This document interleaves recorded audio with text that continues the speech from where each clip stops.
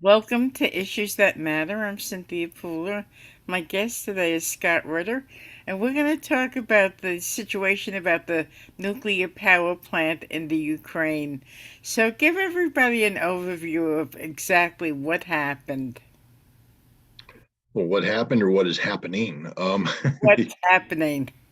The Zaporizhia nuclear power plant is one of the largest in Europe, if not the largest. I have to double check that. Six separate reactors provides 25% or provided at one time 25% of all of Ukraine's uh, electrical power generation capability. And I need to, at this point in time, just remind everybody just how big Ukraine is. I think uh, I don't think many Americans understand just how geographically massive Ukraine is. It's a big country, and so we're not talking about providing 25% of the power to Rhode Island or Delaware. We're talking about providing to a very big country that is this is significant. So it's a major undertaking. It's also a plant that, like all other nuclear power plants of its nature, when they swap out the fuel, I'm not going to get into the technicalities of how nuclear power works, but there's there's fuel rods that get put down into a reactor vessel and create a reaction that's controlled, generates heat, steam. You have power generation capability.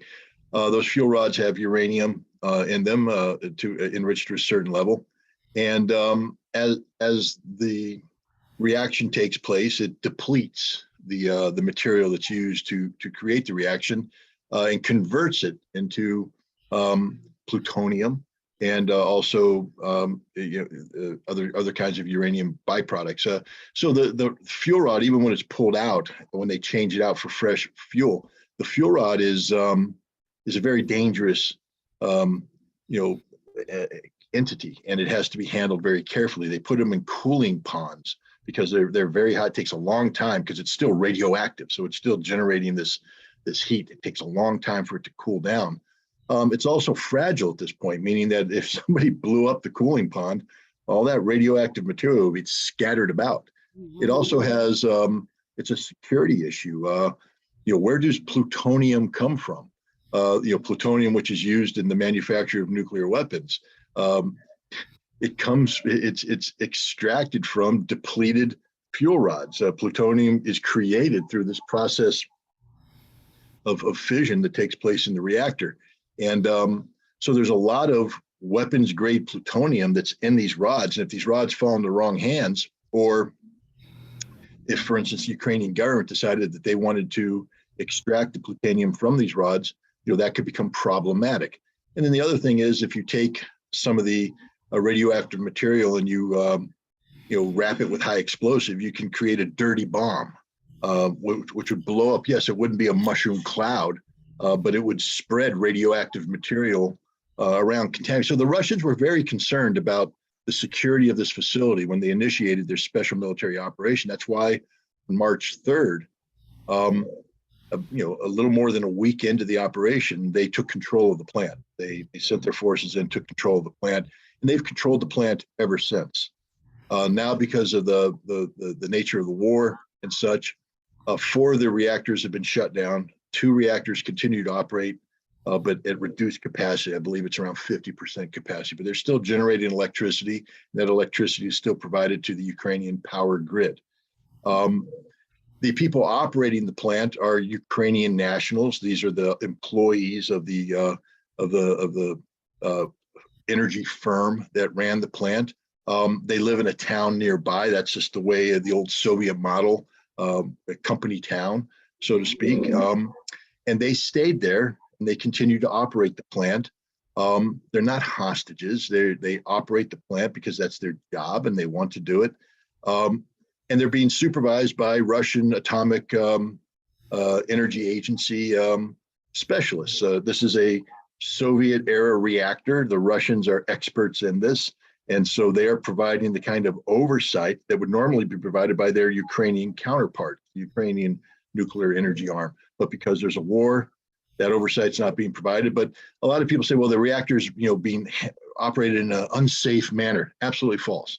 It's being operated as it's intended to be operated, and there's the appropriate safety measures with competent personnel and competent oversight. Now, the Russians understand that the reality of this plant. So they have security people at the plant, about 500, about a battalion's worth of infantry. Why? That's what I said, because there's nuclear material there that could be used for terrorist purposes or nefarious purposes. Plus, you secure these power plants. If Americans are like, well, why do the Russians have troops there?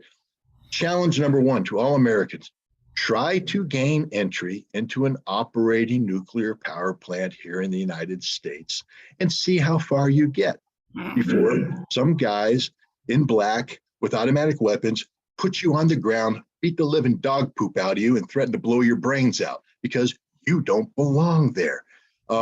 That's how nuclear power plants are protected around the world. So the Russians are simply providing the kind of high-grade security one would expect to be provided at a plant, not just a plant in peacetime, but a plant in wartime, where there are hostile elements who could seek to use the material in this plant for nefarious purposes. What the Russians aren't doing is putting artillery, tanks, and heavy munitions in the nuclear power plant or around it to create what Anthony Blinken, the Secretary of State of the United States, calls a nuclear shield. This was the accusation put out by Tony Blinken on August 1st, where he accused the Russians of using the nuclear power plant as a nuclear shield behind which they launch attacks against Ukraine. But Ukraine, being the good-hearted souls that they are, can't possibly counterattack because they would never strike a nuclear power plant. That's the act of a madman. Only a madman would shell a nuclear power plant. And then 5 days later, the madman shelled it, because that's the narrative we got. Artillery shells rained down on the Zaporizhia nuclear power plant, and the Ukrainian government, it's the Russians. They're shelling the plant. They expect us to believe at that point in time that the Russians are shelling themselves, and that Russian air defense systems put in to shoot down rockets are shooting down their own rockets. So there's this giant game being played by Russia where they're attacking themselves, defending themselves against themselves. Nobody, I don't even think a drug addict high on the most potent marijuana and hashish and cocaine mixture possible could hallucinate this kind of stupidity. But that's what the Ukrainian government and the American government were trying to sell. Russia, of course, denied it. And the interesting thing is that, in the past, when the United States makes these accusations, I'll give you an example: Cuban Missile Crisis. The Soviet Union has placed missiles in Cuba. The Soviet Union says, we have not. How dare you? We go to the United Nations and we publish photographs that say, look, missiles in Cuba. The Soviets go, oh yeah, those missiles. We say, you shot down a Korean airliner, 007. You killed 62 Americans and 1 congressman. The Soviets, we did no such thing. How dare you? We go to the Security Council. We publish the audio tape where it shows, or hear, the Russian pilot shooting down the airliner after identifying as a civilian airliner. And they go, oh yeah, that airliner. So now we have Tony Blinken saying the Russians are putting heavy weapons in the Zaporizhia nuclear power plant and using it as a nuclear shield. And the Russians are saying, no, we didn't. How dare you? And we do nothing. Why? Because we're making it up. I'm just telling you right now that if Blinken had any evidence that Russia was doing that which he claims it to do, and right now I'd say Ukraine is probably one of the most photographed places on the planet. I think the United States, NATO allies, and everybody else has satellites overhead that are just snapping happy snaps 24/7. If the Russians had artillery or any heavy weaponry in the Zaporizhia plant, we'd have photographs, and those photographs would be on the evening news and on the front page of every newspaper. And once again, we'd be confronting the Russians saying, there it is. And they'd have to say, oh yeah, but we can't, because we don't, because it's not happening. It's not happening. This is fiction made up by the United States and Ukrainians for one purpose. And that is to convince the world to intervene on behalf of Ukraine. That's what this is all about. This is about Ukraine trying to get an international peacekeeping force deployed into the area around the Zaporizhia nuclear power plant to quote unquote demilitarize it, but it's not demilitarization. They want de-Russification. They want the Russians out. They want the territory brought back under Ukrainian control. They want the international community to do that which the Ukrainian military can't do, push the Russians back. That's what this is all about, setting a precedent of international engagement. You know, once you allow international peacekeepers on the ground in Ukraine in any capacity, it's like the camel trying to get into the tent. You heard about that one. Once you let the camel put his nose in the tent, next thing you know, the whole camel's in the tent. You aren't getting them out. The Russians know this too. They're not going to let any peacekeepers on the ground. Now, what Russia has encouraged is for inspectors from the International Atomic Energy Agency, the international nuclear watchdog, to come in and do an investigation, an inspection. Why? Because they are convinced that when the inspectors come, they will find out two things. One, the plant is being operated safely and responsibly by Russia. Two, that the people who attack the plant are the Ukrainians. And now let's get back to this attack for a second. It's not just traditional Ukrainian artillery and former Soviet rockets that are coming in. The plant has been attacked with the HIMARS rocket. That's the highly mobile artillery rocket system that the United States has provided Ukraine. And what's important about that is the Ukrainian government has acknowledged that they don't use this weapon without the permission of the United States, that the United States picks the targets and picks the way that it's operated, which means that if it's targeting the nuclear power plant, the United States helped pick that target. Let me give another pro hint to the people listening. Targeting an active nuclear power plant while it's operating is a war crime. It is a crime against humanity. The potential for a catastrophic disaster along the lines of either Chernobyl or Fukushima is real. It's not 100%. It's lower, much lower, but it's real. It's there, and the Ukrainians are threatening all of Europe, the safety and security of all of Europe by undertaking this very irresponsible action. And the fact that they're using the best weapons America can provide, weapons that are only used when the United States picks the targets and authorizes the targets, means the United States is engaged in this as well. That means America is committing war crimes as we speak. I think an important question to ask is, it seems like Zelensky is, I want to say, puppet of the United States. What's in it for him? Why is he doing this? Why is he destroying his country for the sake of, kowtowing to the United States? Well, let's back up and remember that even before this conflict started, the United States had a geopolitical strategy of weakening Russia. And one of the key elements to this strategy of weakening Russia was to remove Ukraine from the sphere of Russian interests, to get Ukraine to join NATO, to bring NATO right up to the doorstep of Russia, and put Russia in a very detrimental national security posture, and possibly cause the government of Vladimir Putin to collapse as a result. That's the goal. This was before 2014, before Maidan coup. It's a coup orchestrated by the CIA, the State Department, to remove a democratically elected Ukrainian president, replace them with a government chosen by the United States to do one thing, to wean Ukraine away from the Russian orbit. From that coup came the events of the Donbass, where these Ukrainian nationalists carried out horrific crimes against the Russian-speaking population of the Donbass. One only has to take a look at what happened in Mariupol, the major city right on the Sea of Azov, when the Ukrainian army and these Azov regiment thugs came in, raped, murdered, tortured, brutalized the Russian population, which created the conditions for the Russians to rise up and resist, which became the ongoing civil conflict.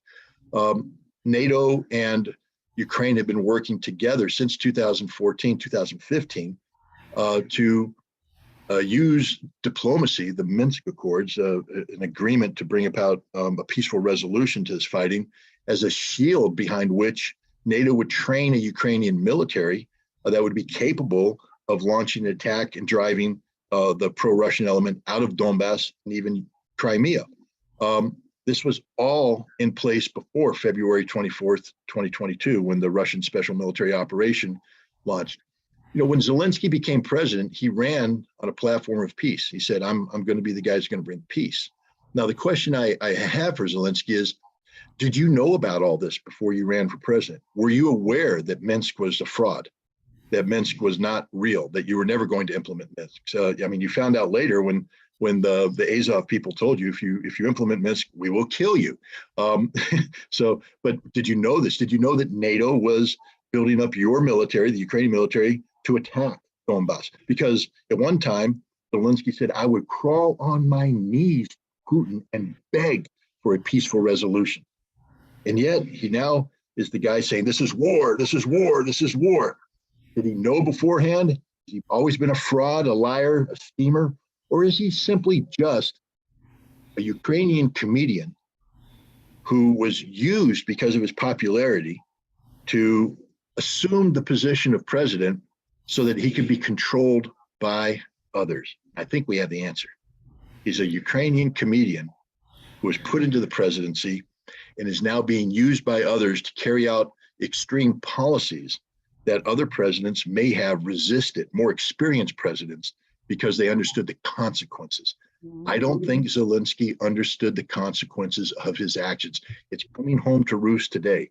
I think he's now fully aware of the price that's been paid, the cost that's been there, but he's too heavily invested. His controllers won't let him out. He's stuck. He's trapped. I think that's the awful reality.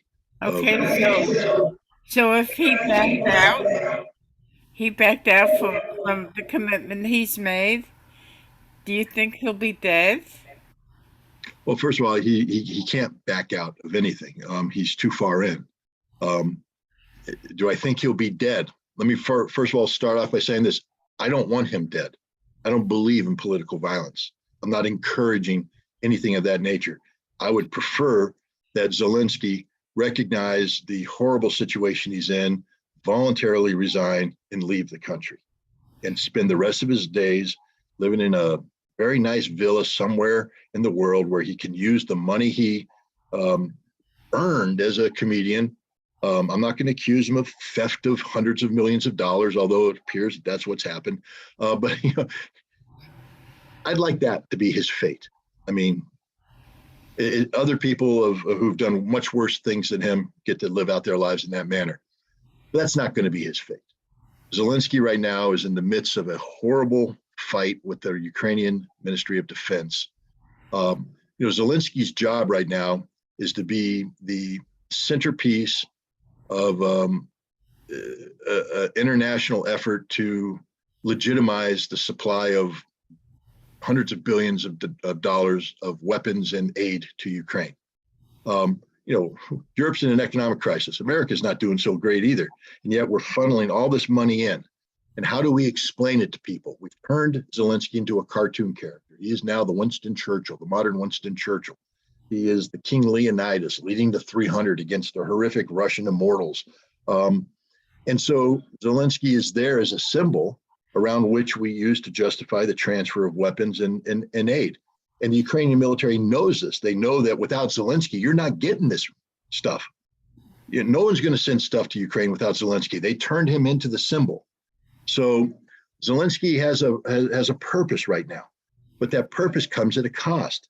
The cost is, in order for Zelensky to continue to posture as the president, he has to be seen as being capable of prevailing on the battlefield. So he's asking the Ukrainian military to do things that they can't do. And as a result, they're losing thousands of men, hundreds of pieces of equipment. They're being put in impossible situations on the front line, and the Ukrainian military is fed up with this. So at some point in time, the military is going to, right now when the military makes its calculations, they say, we still get more from Zelensky remaining in power than we do if Zelensky was removed from power. Mm-hmm. But at some point in time, the cost on the battlefield is going to be so high that the Ukrainian military is going to say, Zelensky is a black hole. And the longer he's here, the worse it's going to be for us. And when that happens, I think the end is going to be instantaneous. Somebody's going to apply the 75-cent solution, which is the cost of one 9mm bullet placed right firmly in the back of Zelensky's skull. They're going to blow his brains out, and that's going to be the end of Zelensky. And that's his fate. That's what happens when you get involved in organized crime at this level, because that's what's going on in Ukraine right now. This is organized crime. This is stuff that the mafia can only dream about. And it's money laundering of the first order. It's empowerment of the military-industrial, base of the United States and Europe. There's a bunch of fat cats just raking in the money right now, and it's the continued empowerment of the corrupt, governing class of Ukraine. 70% of the stuff we send doesn't make it to the intended target. Where does it go? Some of it's being destroyed by Russians, but a lot of it's just going into the pockets of people. This is waste, fraud, abuse. And we know it. Chuck Schumer knows it. Mitch McConnell knows it. How do we know they know it? Because they wouldn't let Rand Paul institute an inspector general to oversee how $40 billion of U.S. taxpayer money was being spent. Could you imagine a situation here where Congress passed a $40 billion slush fund for domestic purposes and said there will be no oversight? Nobody's allowed to ask any questions. There will not be an inspector general. There will never be an investigation. This money is just going out there, and we just have to assume it's being used the right way. You think the American people would allow this for a second? No.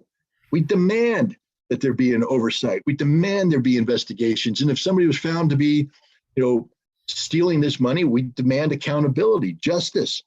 But on Ukraine, we're just silent. We're just giving it away, throwing it away. And no, don't ask any questions. Blind, deaf, don't speak, don't do nothing, because Zelensky's a good guy. We're supporting democracy. We're just supporting freedom. I mean, Zelensky defines the world's freedom. If Zelensky goes, the world goes. The world collapses, democracy collapses. No, Zelensky is a horrible man, a dictator, a thug, a man who has empowered Banderist ideologists who are akin to Nazi Germany. He's not democracy. He's not good. If he goes away, nobody will miss him except the people currently making money, because he's an effective tool for this massive enrichment scheme involving U.S. taxpayer money. So how long do you think this conflict will last? How long I think this what will last? Conflict will last. Well, let's answer it this way. There's a meme. I think I'm using that term right. I'm giving away my age right now. The meme, a photograph that has words on it, and it shows a honey badger, and it says, "Honey badger don't care." And you know who the honey badger is right now? Russia. You ask how long this conflict will last? Honey badger don't care. The Russians don't care. This is not a calendar-driven conflict. This is an objective-driven conflict. This war will end when it ends. Now, we in the West are like, how long is it going to end? I mean, this is horrible. How much more money can we? The honey badger doesn't care. If you want to put more money into Ukraine, the honey badger doesn't care. Do it. They don't care. Why? They're winning no matter what you do. And it's not a calendar-driven. The Russians aren't sitting there saying, oh my goodness, we are going to have a parade on this day. We need to accomplish this so at the parade we can mark it. No, they don't operate that way. Their thing is just continue to kill Ukrainians there and do it in a way that reduces the exposure of our troops. Thank you very much. And here's the other thing you have to understand.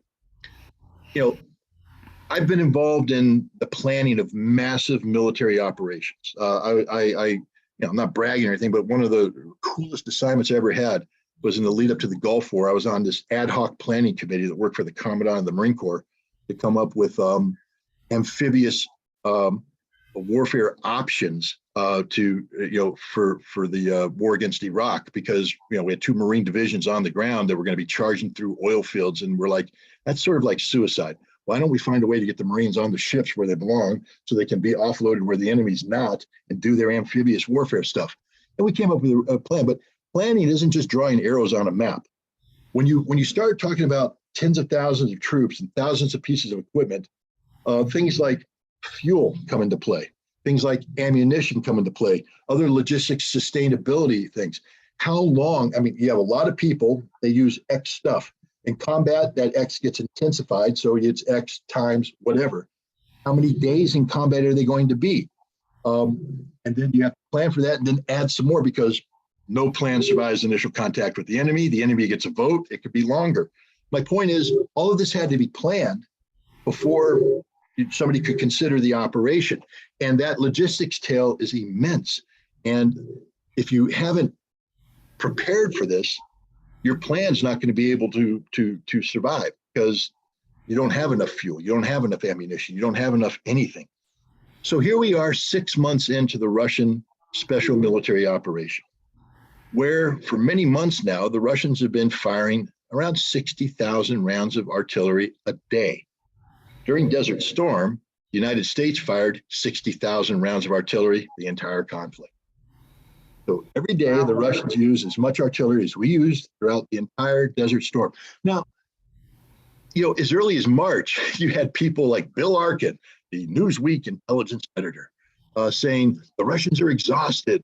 They're running out of ammunition. They can't sustain this thing. That was in March. In April and May, they're still doing it. June, they're still doing it. July, Russians are still doing it. It's August, they're still doing it. What does that tell you? It tells you that the Russians have prepared for this. You don't go to war firing 60,000 rounds of ammunition a day without having prepared years in advance to tell your defense industrial base, start producing artillery shells and stocking them. How much do we need? A lot, as much as you can produce. Fuel, guys, we need gas, we need fuel, diesel. Get it stockpiled, get it ready. You can't just sit there and say, okay, we're going to invade Ukraine, tell the refineries to switch it up. That's not how it works. The refiners have been switching it up for many, many years, and it's being stockpiled. The Russians can go forever because they've prepared for the forever war. Now, they don't want it to be a forever war, but as I said, Honey Badger don't care. Honey Badger is going to do what Honey Badger is going to do, which means they're going to denazify Ukraine, demilitarize Ukraine, and they're going to make Ukraine permanently neutral. And now they've added a fourth thing, which is they're probably going to create this new entity called Novaya Russia, a new Russia that stretches from Transnistria in Moldova down through Odessa, Kherson, up through Nikolaev, Kharkiv, Melitopol, Dnipropetrovsk. All of this is going to be Russia. They're going to own it. And if the Ukrainians want to continue to play games, you play stupid games, you pay stupid prices. Right now, Ukraine's playing the dumbest game in the world, which is called, let's let NATO use us as a proxy to fight a war against Russia. So Russia said, Honey Badger don't care. You want to play that game? Honey Badger will play that game all day because Honey Badger's prepared for it. And the Russians will continue to chew them up. And at some point in time, if the Ukrainians continue down this path, it's not just that Zelensky will never again be the president of Ukraine. There may not be a Ukraine. There may not be a Ukraine around when this is all over, because Honey Badger doesn't care. Honey Badger doesn't care, and that's the fact. How long is this war going to last? As long as it needs to, because it's not driven by a calendar. The Russians don't have a calendar here. The only calendar they had was the one several years ago that said, start preparing for the potential conflict with Ukraine, and obviously NATO, the possibility of NATO providing them assistance. We have to be prepared for that. And we're going to need a lot of artillery, a lot of ammunition, a lot of fuel. Start preparing for that. You don't prepare, everybody goes, Putin is so impulsive. He just decided on a whim one night. He woke up and got angry at Zelensky and he said, invade, invade, invade. That's not how it works, guys. I would say that somewhere around 2007, when Putin spoke to the Munich Security Conference and got the negative result that he got, 2008, when NATO invited Ukraine in, right about that time, Putin held a meeting. And he said, because it's not just the Putin, William Burns, the former director of the CIA, who's currently the U.S. ambassador to Russia, wrote a memorandum called Niet Means Niet, February 2009. And he said, if we continue pushing Russia this way towards Ukraine, the Russians are going to attack Ukraine, and Ukrainians are going to lose the Donbass and Crimea. 2009, he wrote this. 2009, we knew this. Well, who else knew this? Vladimir Putin. It's not just former CIA directors and former U.S. ambassadors. I think he was the former U.S. ambassador. He's currently the the CIA director. It's not just those people who can have brilliant insight.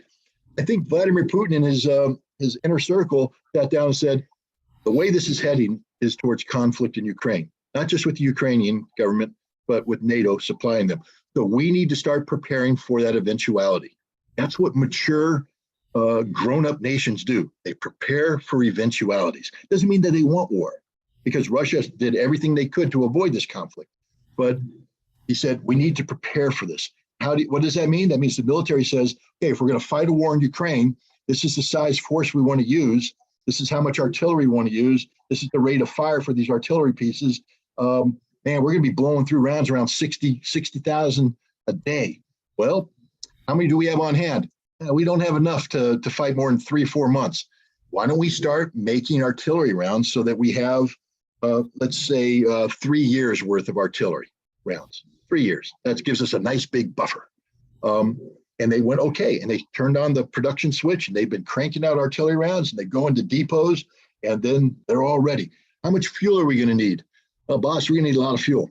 Well, why don't we start telling the refineries to start producing military grade fuel, and why don't we start getting that stuff stored too?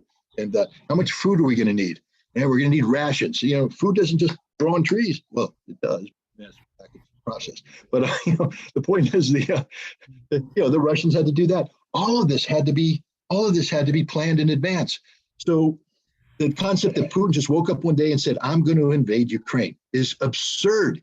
Any professional knows, anybody who's done any military planning of any significance knows you just don't up and do something like this and sustain it for 6 months without blinking.